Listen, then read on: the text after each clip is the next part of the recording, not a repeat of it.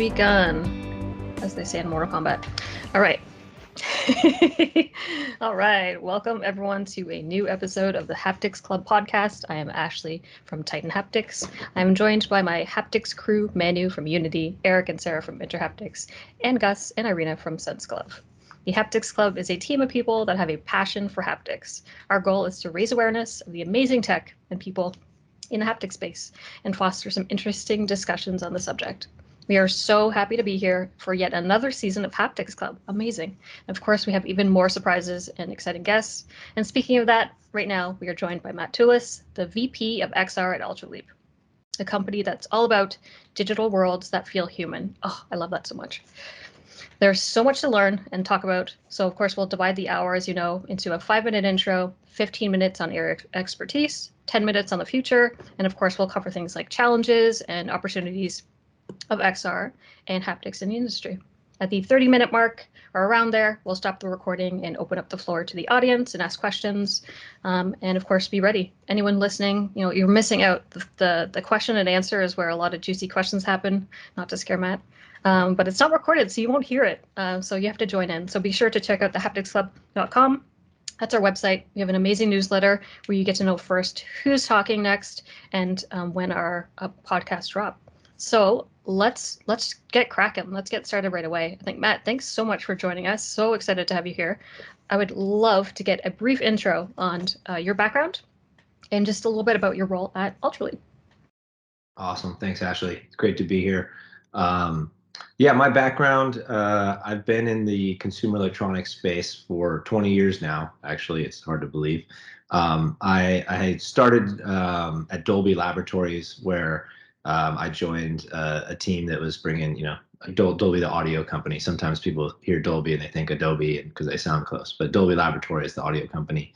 I studied computer science in school at University of Wisconsin. Got out of school and jumped right into Dolby, where I was a customer support engineer helping game developers implement surround sound. We were working on the PlayStation 2 at the time, so that's the timeline. That was 2002, and was there for 10 years, where I moved from the engineering side of things to the product side of things, and I became a marketing director, where I kind of led the business side. And so I learned a lot about bringing ingredient technologies to market, and delivering value for an ecosystem where you have to deliver things like to the content. You have to deliver value to content developers, but then you have to try to monetize it at the hardware level, right? And that's kind of been a theme of my career. And so, in addition to that time at Dolby, I did a little brief startup failure thing, but after that, I went into work at Immersion Corporation. Obviously, most of the people here in the haptics world know about Immersion. We did a lot of really cool things while I was at Immersion, and I worked with Manu there. And two of the things that I'd say I'm most proud of that we did and we worked on there is we licensed Nintendo for their HD Rumble that's in the Nintendo Switch. And I did both product and BD stuff in Immersion, so I kind of saw both sides of that coin, what to build and how to sell it. And then also we did the technology that is behind the haptic triggers that are in the PlayStation 5 and licensed Sony for that. So two pretty cool advancements in the world of haptics, trying to move things forward. And that part of my career, I kind of equate a little bit to what I was doing at Dolby, where we took audio and games from a very basic 2D television experience to surround sound playing through a movie. And in haptics, it went from, very basic, buzzes or rumbles to trying to make it, HD, really like convey textures and things like that. And so that was a very rewarding experience. I also spent a year and a half at, almost 2 years at Tobii, an eye tracking company. Again, bringing eye tracking to the world of esports and their PC business. And now I'm approaching 2 years at Ultraleap, where I'm VP of XR. I manage the go-to-market for our technologies in both AR and VR. Right now that's heavily focused on hand tracking because that's kind of the here and the now. And then I also look at, our mid-air haptics technology and bringing that into this space where we've had some, interesting stuff happening in things like VR arcades and LBEs where like it kind of has a good application. So sorry for a long-winded introduction, but just want to give a background of I've seen different senses I've worked in audio and eyes and vision. I've worked in hands and haptics and midair haptics, and so I kind of have a broad sense of technology. That's exciting. Yeah, that's a really great background and introduction. Thank you so much. That's really badass. We're gonna have tons more questions now, divulging those insights. So for the next part, we're gonna ask you a little bit of your area of expertise, if you don't mind. So what are you right now working or focused on? My focus primarily right now is on hand tracking. It's interesting because Ultraleap, for those of you that don't know, is two companies that have come together, right? And so Haptics was founded by Tom Carter to bring midair haptics using ultrasound. Really exciting technology. I just kind of walked through a lot of my history, and I've gotten to see some really cool magical stuff. And I honestly, when you put your hand out in the air and you feel a texture or you feel haptics, it's one of the most magical experiences that I've had in the world of technology. And to do that, they were heavy users of Leap Motion, the company that created hand tracking and finger tracking specifically, and really true 3D tracking of hands. To do midair haptics, you have to understand where the hand is and what part of the hand that you want to. If you want to like put a sensation on the fingertips, you have to know where the fingertip is to direct that. And so big users, Leap Motion at the time became available, and Haptics acquired Leap Motion, and so we have Ultraleap. So apologies for that. I did not quit Slack, so I'm gonna get those. Quit it now to get rid of those sounds. So yeah, I focus on most maybe 80-20 because right now hand tracking is having its moment in VR, things like VR training, and really broadening the market, because those of us that are gamers or come from that background, we all know how to use controllers. It's very easy. But even in that context of that, when you say, hey, press the X button to someone on, let's say, the Oculus or the Meta Quest controller, most people would still ask themselves, which hand is that on? Because it used to be everything was on the right side, right? And so controllers are confusing. And if we want to broaden the market for VR and AR, we have to get beyond controllers so people can use their hands. And that naturally extends into what we're doing in haptics. But at a consumer level right now, the hardware for haptics isn't quite ready for the VR AR. That's why I said that we're doing some interesting stuff in VR arcades. We work with some of the big companies in location-based entertainment to explore midair haptics there. But the near term for our midair haptics product is actually in the automotive sector, where you have a lot of power in the car to generate the power necessarily in the transducers, and you have a fixed position where you have a driver with their hand rest, and so you can have a pretty good experience. And technically we have our stuff down the size of a cup holder, and so we can steal one of those spots to do it. So yes. That's kind of. You said something that I want to derail a bit from our questions and ask you that again, because that was one of my favorite moments in AWE, when you went on stage and you asked the audience to close their eyes. So we'll do a little experiment right now with the audience. Close your eyes, and I think the question from Matt was to think about in which hand, left or right, are the X and Y button on the MetaQuest device. And most people got it wrong from my understanding, because like you said, like it's so hard to remember where are the main buttons. And I feel like the haptics subject in XR is one of the most interesting part of the industry. So I will ask Eric to ask you the next question. Yeah, so thanks a lot, Matt. It's a pleasure to have you here. So I think you burned through again. I always say this to speaker, but they front run most of the questions that we have prepared. So let's stay on the hand tracking, right? So it's we work with Leap Motions also in my company since I think 2015. So when it was not stable, and it was we saw the potential, but it was not yet a product stage.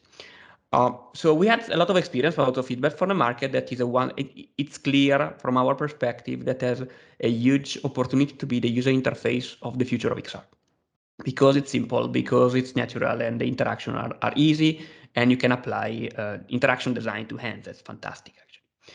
However, one of the points that we actually saw is that it's not yet quite product ready. You're always there because you always have some blind spots that happens somewhere, and basically just generate that 2-3% user frustration that prevents it to be rock solid.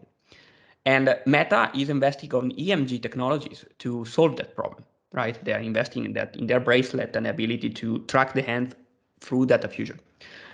If you can share, is Ultraleap working on something that would fill that gap, or is that your focus on different market that would not need that precision? Let's say. Great question. And as far as Meta's efforts on the wrist stuff, I think that just came out yesterday, so you're definitely up to speed on the latest. Or maybe they've talked about that before, but that's. I know it was just a research paper that came out like 2 years back, but it's. Okay. It seems that in the indies it was like well known that we wanted to do that. Yeah, the research world. Okay. Yeah, so I think what you're getting at is some of the limitations of computer vision technology. If you're using cameras to look at an image and then process that image and create data from it, you need a good image. You need to understand that there's limitations for if something's out of sight of the camera, then you're already like out of the, you can't possibly process that, right? So there's the basic limitations. Similarly, you deal with occlusions. So like right now I have one hand in front of the other, and if my one hand's occluded, like how is the computer supposed to understand, right? How is your computer vision model or your deep learning model supposed to be able to infer where it's at, right? And so those are some basic limitations. We're a computer vision company on that side of things. We're not investigating and using electrical signals that go to the brain at this point in time. That's not an area of focus of ours. We're focusing on the computer vision side and what we can do to make that better, right? And additionally, in the world of VR, from a usability perspective, I think one of the things that we've seen is the move to mobile, right? Like VR in this newest instantiation, Manu and I would talk at several people at Immersion, because we had people at Immersion that were from the 70s in VR, right? Like military, VR is not, it feels like this is a new thing. This is like the 5th generation of VR, right? Or 5th, instantiation, or whatever what word you want to use to describe that. And that started on PC, right? Everyone knows the Oculus Rift dev kit, their Kickstarter that blew it out of the water, and that's kind of like the genesis moment for this new generation. And it had been PC for a while, and in the last 2 years, it's completely shifted to mobile, right? And what that brings us is things like inside-out tracking. And so you don't have to have cables everywhere and things like that. So for us, a lot of the focus has to begin to bring hand tracking to that market, right? And so what we've done in there is focus on specific camera modules that can be integrated, have really wide field of view, and then also getting the software side of things to run on mobile processors at a very power efficient way, because if you're draining the battery in an hour or less, like you're not going to get very far. So that's kind of been our focus, like from a product perspective. From a research perspective, what we've seen is some really interesting projects that our research team has been involved in that combine both mid-air haptics and other forms of haptics, like wearables and wrist wearables. On the hand tracking side, our model's gotten better and better, so that, I know the question was about hand tracking. I didn't mean to pivot into haptics. Now my head's in the haptics world. On the hand tracking side, things like these two-handed occlusions I described are something where we've spent a lot of time training our models on to get that better. And in our most recent release called Gemini, that's one of the biggest leaps forward. No pun intended from our company's name. But you have like really good two-handed interactions and occlusions. That's where our technology really shines versus some of the other hand tracking technologies that are out there. A lot of that's because we use a certain camera architecture to get really good images, because we use infrared light to shine on the hands, and then we use infrared filters to filter out just that light, so we see just the hands, where other folks are using natural light cameras and stuff. So we've focused on what we can do within that. We've also recently just rolled out support for multi-device, or multi-leap support internally, we call it, where you can combine head-mounted display hand tracking cameras with screen top or externally mounted cameras and feed them into the same system. And so we have customers looking at like flight simulators and things where you want to be able to have really good interactions with like real world cockpits where you have like a real flight stick. And so it's a great example of, if I hold my hand like this and I have buttons on, let's say, the side facing me, this camera can see the external fingers well, and this camera can see my thumbs, And so we're trying to create a scalable architecture where you can add cameras to remove the occlusion problem. Even within, like, let's say the Meta Quest, they're using cameras to track their controllers. And if you take your controller and put it behind your head, it'll drop out, right? The camera can't see it, right? And so they can use the IMU, gyroscope, accelerometer to track it and kind of know where, but at some point, like, there's limitations of computer vision. And so it's interesting to see kind of the different paths to try to solve for those problems. But that's kind of how we're looking at it right now. I think it's a great strategy based on your strength, because you're multiplying the input cameras to enhance the field of view, and of course, like, fusioning of these tracking spaces is of course challenging. We did it in prototype in the company, and we did spend like 6 months to make it work, and it's great to see it in the product stage. And I think it's a great strategy specifically for automotive, because you can have 2 or 3 or 4 of these cameras to make your hand tracking extremely robust. And that how you need in automotive, because you don't want to have the hand disappear when you're controlling, you're answering for a call in midair because you're driving, right? So yeah, thanks a lot for the candid answer. It was a pleasure to hear it from you. And Manu, I will let you share the next question. Yeah, so Matt, tell us a little bit about the storytelling part of Ultraleap. I think is what's most interesting about the company itself. How, you mentioned the merge of the 2 previous company. So the work with the amazing partners that you have, can you tell us about what others can learn from the relationship that Ultraleap has with their partners, and what others can learn and know about that? Okay. I guess any partnership, and I like how you use the term partner and not necessarily customer, because sometimes you feel like there's customers, but your customer is your partner too. But we're very much an ecosystem, as I mentioned. We're in an ecosystem, and in consumer experiences or consumer electronics, like, you have to remember that there's a phrase called content is king. When we go buy a Meta Quest, or we go buy a PlayStation 5, we're not buying maybe there's some fanboys and people that want to buy a PlayStation, right, or whatever. You're buying it for the game. You're buying it because you like Fallout, or you like FIFA, or you're buying it because you like Call of Duty, or you're buying it, you buy it for the experience. And so you need to deliver value to the content community. That's really what people are looking for. I guess that's like the very first area where, like, when I came into Ultraleap, I was like, okay, what value can we deliver? And so what we focus on is great tooling. We focus a lot on our Unity tooling to make sure that Unity developers, because that's like a lot where the action is in VR and AR, can have easy ways to integrate, our technology. We want to make it easy for developers to use really good interface elements. We want to make it so that they can see sample scenes. And so you really have to take care of that community. And that's something that Leap Motion did really well. One of the things we talk about is we have over 350,000 developers over the lifetime of the Leap Motion product. And so it's all about delivering value. And so then on the other side of this ecosystem, we have, like, the hardware manufacturers, right? And they're partners. They're our customers, right? And so we have to deliver value there, and what value we can deliver to them. And that value takes different forms. In some ways, the value we're bringing to them is the content support, right? So that they want to buy our technologies because there's cool content that makes use of our technologies. But there's other stuff, right? Differentiation against, we work with companies that are maybe competitive to companies that have an investment in hand tracking and doing things there. And so we need to add value, and then sometimes that materializes on the consumer side of things by helping them with things like their system launcher, where that's their software, right? That's the software they own, and that their customers use their software. And that might be, just navigating and choosing apps, and so trying to integrate hand tracking value there. That's been a focus of ours, and we've worked closely with Lynx, who's one of our customers, delivering a mixed reality headset coming out soon, to work with them to have a great launcher experience, because that's going to be the first headset that's going to ship without controllers, right? So your hands are your primary input, and that's really exciting for us. And so we've done a lot of work there to make sure we deliver value there. And then when you take those two are our main constituents, there's other partners in the ecosystem. So we've worked with Qualcomm very closely, and they're a chipset vendor within this ecosystem that delivers to almost everyone on the mobile side VR and AR.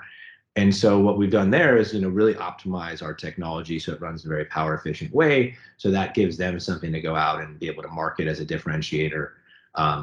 And then there's companies like Unity that are also partners of ours, Unity and Unreal, or Epic and Unreal Engine. And that's like where we can add value, is to, again, make their lives easier for their developers. And then in the BD world, we think about, okay, like whose customers can we help support and add value?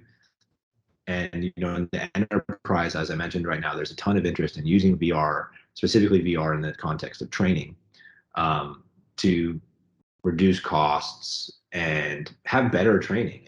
And we have customers or partners in the healthcare side of things where we're doing empathy training for caregivers.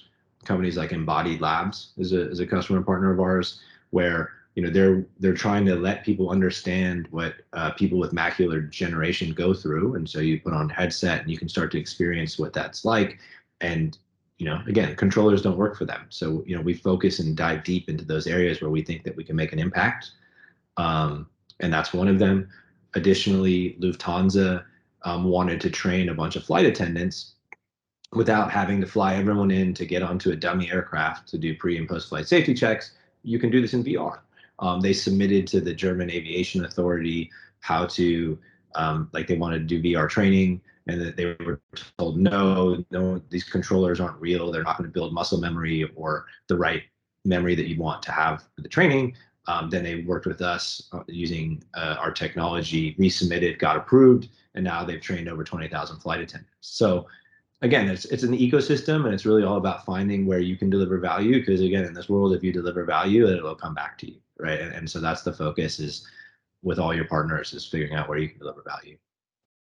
I really love your answer about seeing it as an ecosystem, almost a family, and the different actors are not just the end customers, but the people that you work with too.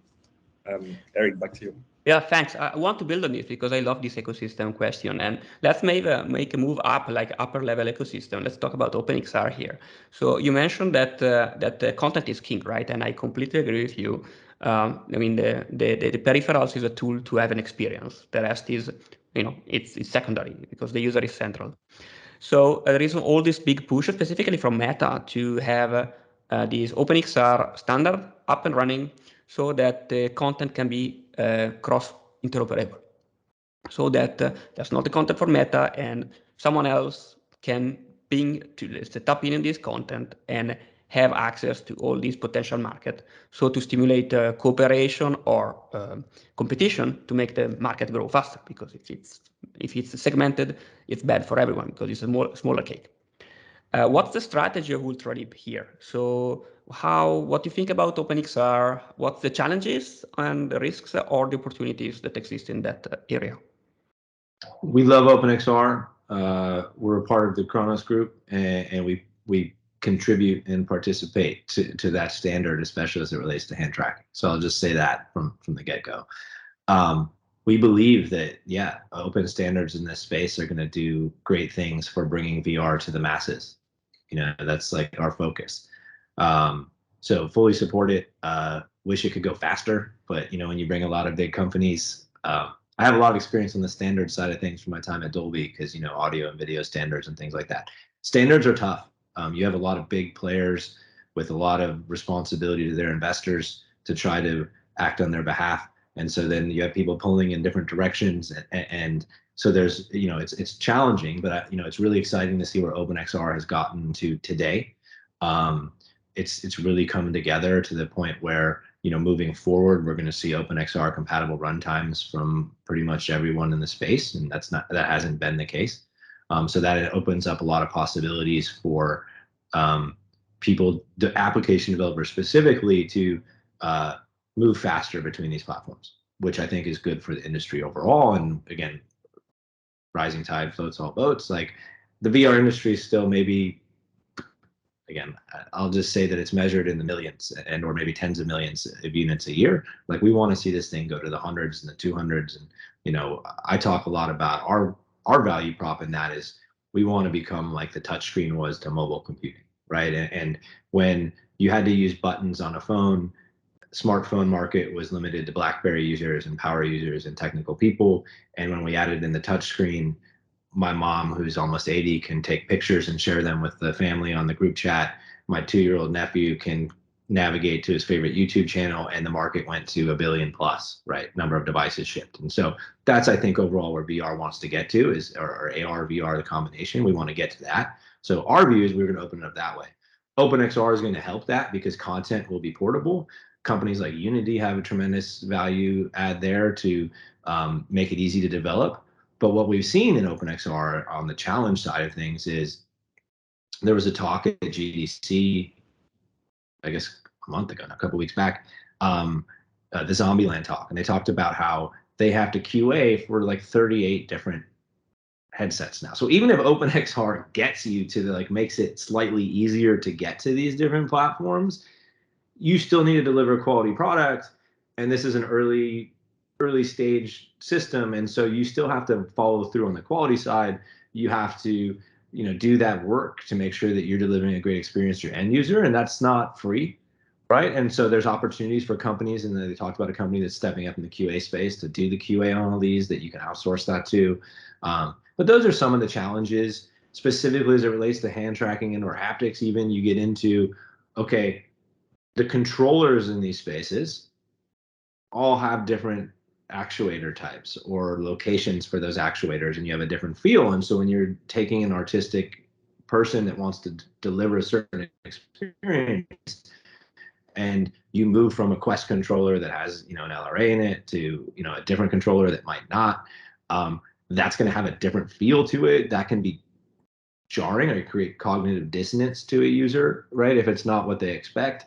So those are some of the challenges. OpenXR can get you so that it's easy to move from place to place, but when the hardware itself is different, right, and people see that, the easiest way for people to associate that is display resolutions, right, or the buttons. And so if you have a trigger available to you, okay, that maybe you put that as how you shoot your gun.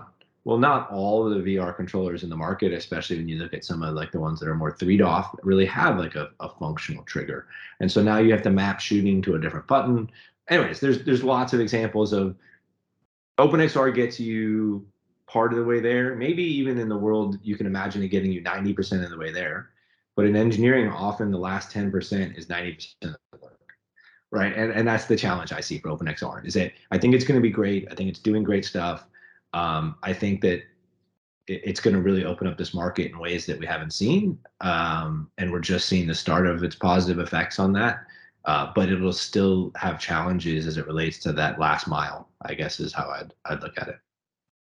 Yeah, I love the answer, because that's also opened the door about the strength of Ultraleap. Because if you would arrive at 99%, I mean, the barrier to entry from a technology incumbent that have a different hand tracking technologies are zero. So you basically, your only differentiation is your technical performances. If it would be super easy to just cross-port your own content, right? At this stage, there is still some, the value of your software and or integration into your partners has still value here, and is a barrier to entry for incumbents. So, or future competitors. So I think it's a great way to establish at least dominance, or at least having the right place on the market when this friction of substituting technologies goes down.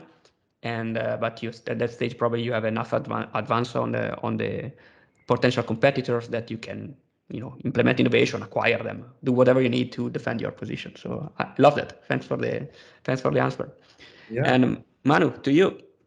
Yeah. So we're gonna get into a next part of our episode, and I think I hear from all the answers that you have, Matt, a lot of excitement, and you seems to already paint a picture of the future. So let me ask you, what would an ideal future of haptics in XR look like in, let's say, 5 to 10 years? And I know we already did this exercise together in the past, so now let's do it with the Haptics Club. All right, an ideal view of haptics 10 years in the future, 5-10 years, something like that. I think that an ideal view of haptics in the future, probably, again, I like to start with the user. I've been indoctrinated in the world of user-centered design. Yes. Yes, by you yourself. No, you want to start and like, so what do you want to deliver a good experience to the user? I think that there's probably two pieces to that. I would be remiss without saying we want to deliver haptics without people having to hold anything in their hands, right? Like midair haptics is going to be a part of that. And so, but I think that the interesting thing is that also there is a need for physical haptics, if you want to say, or objects in your hands. And so, again, as I mentioned, our research, we're doing things like combining. There's certain benefits to the midair haptics, right? You don't need any hardware. There's also limitations, right? You know, in the world of haptics, we have really good receptors on the front of our hands. We don't have that on the back of our hands, right? There's different aspects of this, but you can trick the brain in a lot of ways by combining certain things or using certain techniques. And so even by putting a wrist wearable on and using midair haptics, we're already seeing some interesting stuff that you can make someone feel something that maybe doesn't actually exist, right? And that's where I think in the future the combination of those two things coming together is going to be really exciting, to deliver some cool experiences, in the same way that, you know, I got the PlayStation 5 controller is pretty awesome, right? Like for those of you that have used it, at, you know, everyone at home or whatnot, like, you know, you just get some really good, like you have like the whole controller doing raindrops, you have like different kickback from different guns and stuff, and then you know, and in the world of VR you can imagine that being in more of a one-handed form factor, and you're in VR and you want to stick your hand out and maybe feel something, because I think one controller one non is actually going to be a pretty cool experience in VR when, you know, hand tracking gets to that point. You know, you want to be able to put your hand and feel maybe like a fire, right? So the combination of both midair or touchless haptics with physical haptics, I think it's gonna be really exciting. I think from a form factor perspective, wearables and gloves provide a lot of really interesting things, because you get into this world of, wow, like where can we go with that, right? And again, like there's a lot of, I'd say companies that almost seem like they're competing with each other right now for mind share, that in the world of haptics, that 10 years from now will be more complementary, right? Because everyone will figure out like, hey, there's different use cases that work good for this and that. And again, putting the user at the forefront and what's the best way to play that game, or what's the best way for them to do a design review. You know, so that if you're an executive at Volkswagen and you're trying to like sit in your new car that's coming out, you want to feel what the leather feels like, and you want to be able to grab a steering wheel and understand, you know, those kind of things. I think that the right now we're all competing for the same mind share in haptics. I think it becomes complementary. I think OpenXR helps on some of that situations. And, you know, I think what's interesting about OpenXR I didn't mention is that they have this extension capability. So you can support kind of a lowest common denominator while leaving room for more.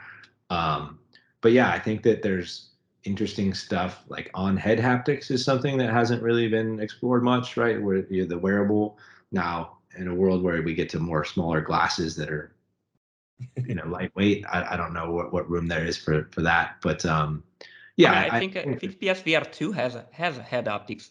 If I'm not mistaken, they announced that they have head haptics on the next consumer shipped product. So it will be fun to see how a developer will use that. That's true. They announced that they are going to use it not only for sensations or feedback, but also to remove motion sickness using some type of vibrations in the brain.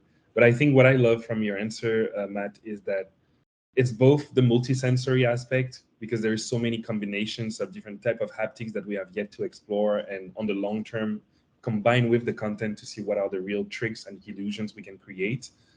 But also that multisensory aspect brings that cohesion, and back to the ecosystem point you had earlier, will almost make the entire haptics market have to collaborate together to really create this holistic experience. So people that are potentially competing right now will have to work hand in hand, the same way that we have all these different gadgets around us today that we would never think in the past.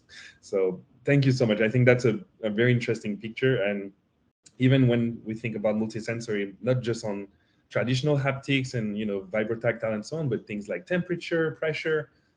So I'm excited to see what games and experiences we can have in the future with all of that. So I'll go back to Eric for the next future haptics question. Yes, I had a follow-up question, but I'll share it later. So, so if someone would follow Ultraleap, what's next for Ultraleap? So what's in the short-term future for Ultraleap company? Next big release? I think in the short-term future, it's really all about getting hand tracking into the mobile HMDs. I mean, that's Lynx will be the first one coming out that it's going to have our stuff integrated into it. That's a mobile headset. It's going to ship without controllers. There's a lot of work for us to do in that space alone, right? When you think about, again, everything from the system launcher to the games to again all the non-gaming experiences that are really cool in VR, like training and healthcare. We're delivering more and more at the application level to make it easier for people to integrate hand tracking. Like while we have a lot of developers, a lot of the bigger developers, have focused where there's volume, and hand tracking hasn't been a mass market technology quite yet, and it's only starting to happen. And we're really seeing kind of an explosion of interest in hand tracking now, and so we need to deliver value there. On the technical side, we're going to try to get it.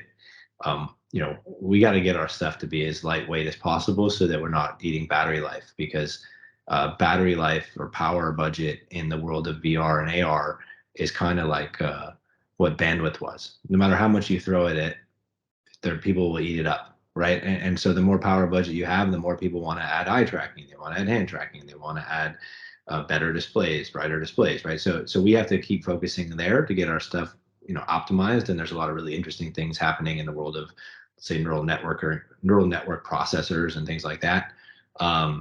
We want to, again, get better field of view even than we have. Our camera that we put into these things now is 170 degree by 170 degree field of view, so very much everything in front of you.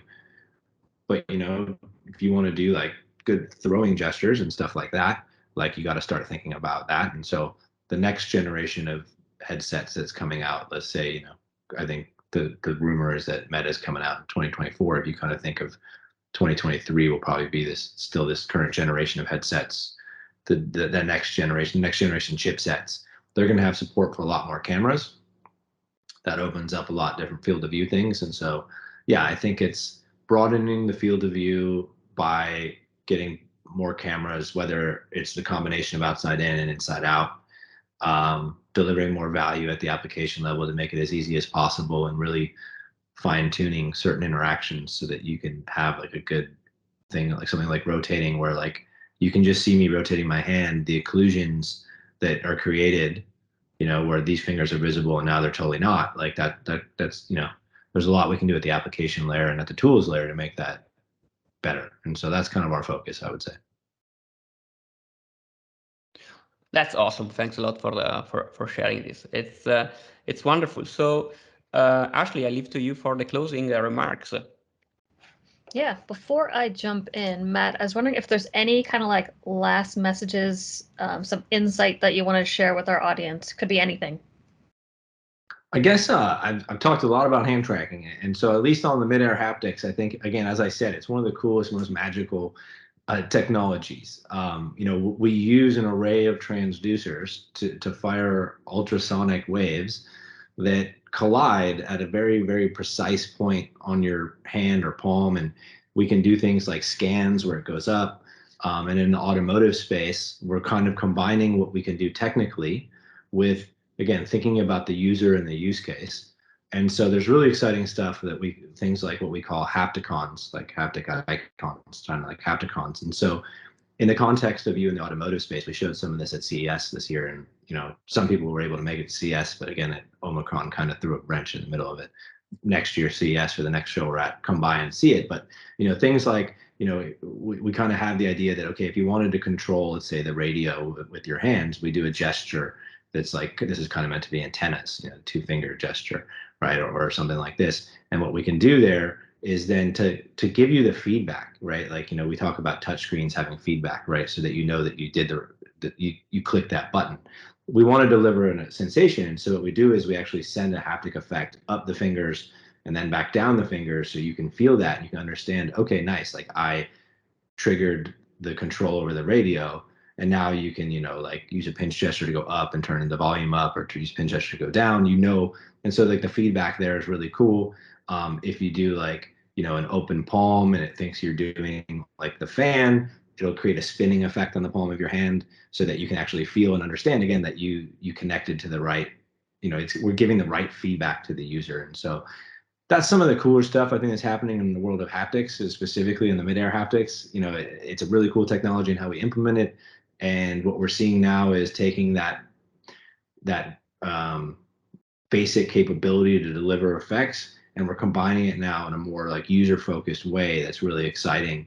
And then from a size perspective, you know, those of you that have been around and gone to AWE back in 2017, you know, it used to be like not everyone gets the video, but let's just say it's a couple feet wide, or it was pretty wide. Then we got it smaller, and now we have, you know, a version of it that's down to essentially a cup holder size, which is pretty exciting. You know, as far as that, because you know, once that gets small enough, then it becomes something that maybe you can wear.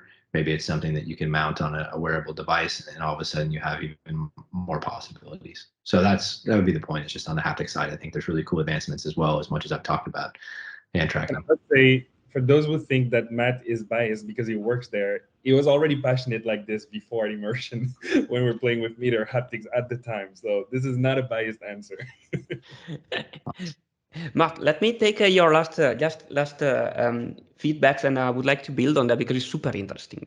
And I'm super. I did work a little bit in automotive, so with haptics. So, but one of the things that routinely happens in technology is that it's super hard to get user, at least a large amount of user, to learn a new interaction paradigm, right? Where in VR with hand tracking, that's super natural because you're using every strategy that you already learn in reality, right? The touchpad from iPhones that is been ubiquitous today was basically the co-localization of the control and the image and all these kind of things, right? Was building on the idea of a virtual button, and everybody knew already how to use that. How do you see the challenges, especially in automotive, through the fact that you need to teach the user how to interact with your HMI system through gestures, where there is, let's say, no direct feedback from the system to the user beside tactile? So do you have some studies there? Is there some things that is, let's say, not yet communicated, but you see a path to make it accepted by the market? Great question. You know, I think that's something that challenge has, you know, been dealt with or been presented to numerous technologies over the years, and bringing that in, right? And you know, I think it's all about educating the user in a way that in reality they don't know they're being educated. And what I would say by that is that there's two examples, I think, from the adoption. If you go back to the Windows timeframe, they put solitaire on the computer for everyone in Windows for free, and you could go play solitaire. And people started playing solitaire. And what they didn't realize is that they were being taught all the basic, you know, interactions for Windows. This is how you drag a window. This is, you know, this is how you click and drag. This is how you click, right? Like it used a game to teach how to use Windows to millions, tens of millions, hundreds of millions of people. And that's just a great example. The other one that I would say that I talk about at times is when they launched the iPhone, you know, they put slide to unlock right on there, right? They could have made it a button. There was no, they had a button. They could have made it a button to unlock, but they taught you right from the beginning. They wanted to teach you that this thing was touch sensitive, and over time it helped your brain tune, you know, where on that button you had to push to put it. You know, these are pixel per pixel. Like your brain's really sensitive to this kind of stuff, and so you knew exactly where you could grab it to slide it across. You knew how far you had to go. Right? You learn how to interact, and those are great examples. So how do we take learnings like that and make it intuitive? I think for us, one of the first things that comes to mind is that all alone on just the gesture and the haptic side of things is up and down is something that becomes very intuitive. And then when you give multimodal feedback, and so one of the first demos we show is the volume control, because you can make a pinch, you could go up, and now you're teaching the user, oh, it's almost like you're conducting an orchestra. You can, it's actually kind of fun in that respect. You're like, you know, or you think you're a DJ where you're like, you drop it, you're like, you know, and then bit amp. So anyways, like you got to make it fun. You got to have some stuff like that. I think that the volume, the multimodal feedback's good. And then I think for us, it's also all about heads-up displays. Like the world's moving towards putting things on the windshield when you want to keep your eyes on the road and you're looking at things, and the combination of eye tracking and hand tracking are really interesting. You know, you can look at a certain thing and pinch to select something, and you can start to give, you know, when we do the demo, we simulate a heads-up display. And so you got to have some kind of multimodal feedback if you want people to really learn. Same thing with the haptics on like the phones. When you started to push that virtual button that didn't exist, you gave the haptic, and people thought there was a real button even though there wasn't. So yeah, I'm a big believer in multimodal stuff, and trying to make it fun to educate, because I think that's how people learn. Thanks. Wonderful answer. I know it's a tough question, but I think you completely nailed it. Thanks a lot for your feedback here. Perfect. So unfortunately, we've got to wrap up the show, but thanks, Matt from Ultraleap. Like, I think you did an amazing job, especially at the end there, just building that FOMO, that seriously fear of missing out. For folks that haven't tried this yet, be sure to check out ultraleap.com to see where you can test it out, where they're going to be at next. You've really got to test out the Matter Haptics experience. It's enchanting, and it's like once you've tried it, you will never forget it. As well as like Gemini, which was such an amazing experience. I got to test that out. And then I also love the Lynx. I think that is a truly enchanting, magical XR experience that's just going to blow people away. So you also need to check that out. But of course, wrapping this up, bringing it to an end, I just want to thank Matt again for coming in, and for anyone listening, you know where to find us, thehapticsclub.com. That's where we'll be. We're also on Twitter, Haptics Club, and just check out what we're up to next. As a heads up, we're going to be working with the folks at AWE to be on their live app, and that way we can reach a greater audience who are curious about new technologies and how haptics is going to change the future of the user experience. So thanks so much, and we'll wrap it up there. Awesome. Thank you all for having me. This has been a lot of fun.